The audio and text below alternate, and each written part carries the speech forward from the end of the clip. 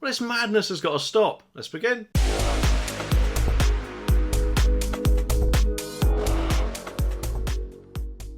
The article says that a transgender killer now identifies as an infant and demands nappies, a dummy and baby food in prison. It is reported. Sophie Eastwood, who is 36, formerly known as Daniel Eastwood, was sentenced to life in prison in 2004 after using shoelaces to strangle her cellmate. Eastwood, who has lived as a woman in Portmore prison in Brighton, Scotland, for 4 years, is now demanding prison staff treat her as a baby. Sources told the Daily Record she has told the prison governor she wants to wear a nappy, have her food pureed like a baby, and has even been supplied with a dummy. Prison bosses are said to be taking her demands seriously. Can you imagine that?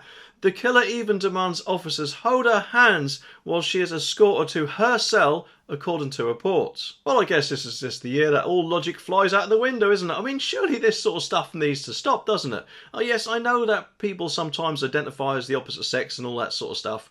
That's up to them. But when it comes to us taxpayers having to pay for things like nappies and dummies for a full-grown man, or sorry, woman, then surely isn't that just going ever so slightly completely overboard? All I'm guessing, just in case we offend someone. Can't possibly have that nowadays, can we? But surely there has got to be some limits, hasn't there? At the end of the day, it's a prison. These people are in there because they committed a crime. It is not a holiday camp or a daycare centre. And these people need to realise that. I mean, whatever could be next. Oh no, I don't identify as a baby today. I identify as a piece of toast and I want to be covered all in butter. I mean, can you just imagine that? And at the end of the day, prison staff certainly should not be forced into holding a prisoner's hand and walking them back to a cell. If anything, that could probably cause a safety risk, especially if the prisoner decides to yank them into the prison cell themselves and do who knows what to them. No doubt, of course, with the rattle they've recently acquired. And remember, these guys, or sorry, people, are there to be punished for their crimes, not be pampered. Eastwood, who was originally jailed for dangerous driving as Daniel,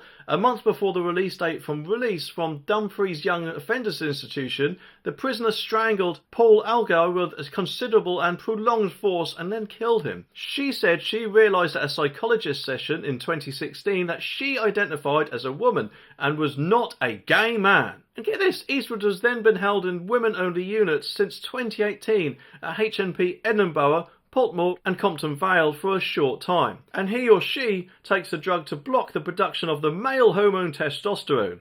An SPS spokesperson said, "We can't comment on individual prisoners." And of course, whilst I always bow down to these people, you'll see that in this video we are the ones who could actually be paying for the consequences because the money's got to come from somewhere, isn't it? Anyway, subscribe for more and I'll see you in the next one.